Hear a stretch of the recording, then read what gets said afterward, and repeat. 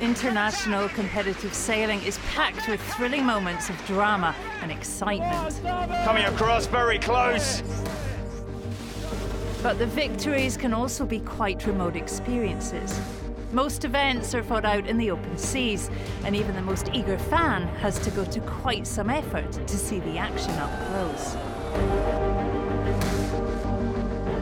I've done so much of my racing out to sea, miles from the shore. The only people to celebrate your moment, well, your crew or perhaps your coach. That's just what the sport was like. But in 2007, an event was established that aims to change all of that. The Extreme Sailing Series was specifically designed to deliver exciting races in some of the tightest city harbour courses within easy sight of shore. It's a format which has since become widely known as stadium sailing. Its mantra, if you can't get the crowds to the sailing, take the sailing to the crowds. And that's why this month on Mainsail we've come to the city of Lisbon for the penultimate round of the Extreme Sailing Series.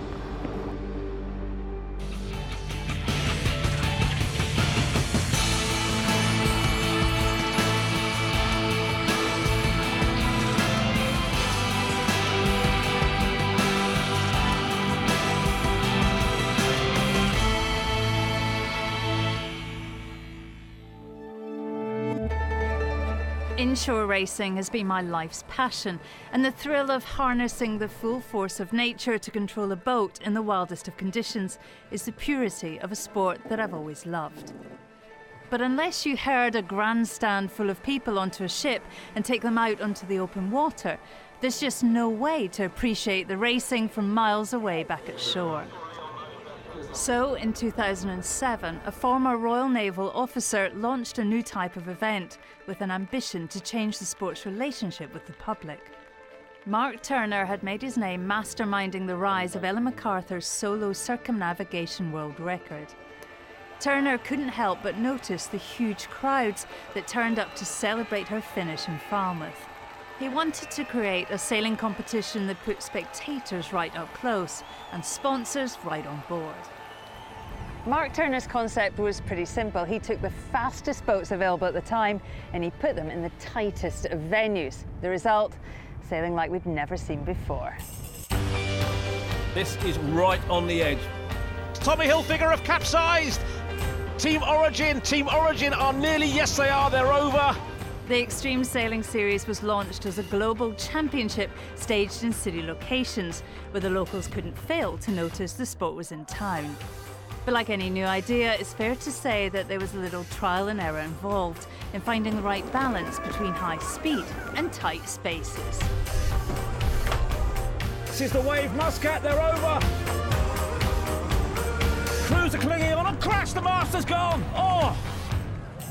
Even with experienced sailors, racing incidents were frequent. That may have been exciting to the new fans, but I can attest personally that it was more than a little concerning for the sailors. There is going to be a huge collision here. Shirley Robertson is coming in. Both runners are out of the water. She just sliced in front of three boats.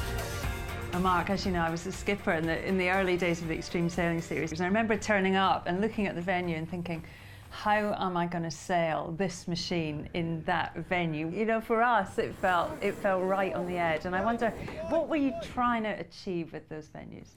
Well, I suppose being right on the edge. I mean, that's what we were looking for, right? I mean, it was to put people out of their comfort zone. And when you're watching it, feel that maybe they're out of their comfort zone.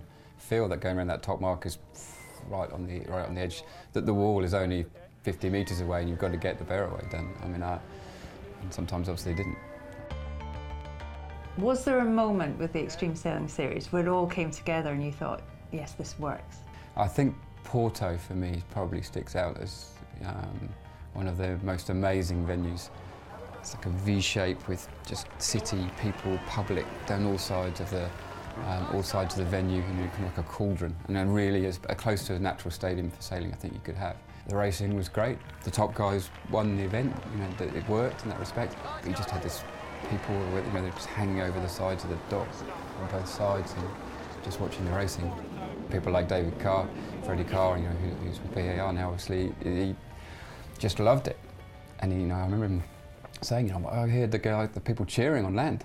I heard them clapping. I mean, this is fantastic. And sailors are not used to that. Sailing has been everything but that for decades. White sails on the horizon. It was just about getting it very, very up close and something completely unique.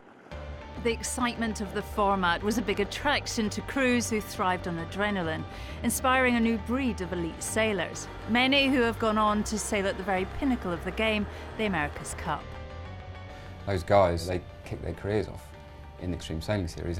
That's how they got their stripes in multi-hulls. It's how they pushed themselves from being Olympic sailors onto the next level. And I think that's a great tick from extreme sailing's point of view.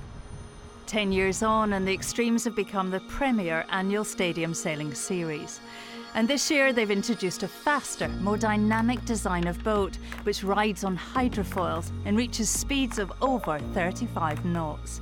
Skill levels and jeopardy have notched up once again. One team have dominated this year's series since the very start, but now here in Lisbon, and with only the finale in Sydney remaining, the points are all tightening up at the top, which means there's one skipper who's beginning to feel the pressure. Californian Morgan Larson is a former Extreme Sailing Series champion and was eager to return to the competition to race the new GC32s.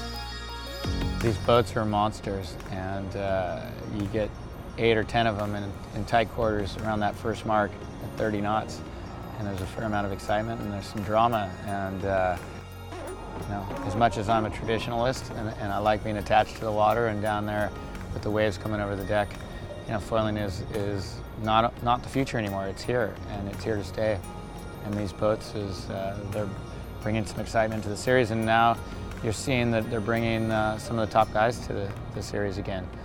As well as the battle for the championship, there are new teams racing this week, including one crew I was particularly heartened to see. For the first time in the history of the series, there's an all-women's team competing here in Lisbon. The core of the team have come from SCA, the all-women's team that sailed around the world in the Volvo Ocean Race.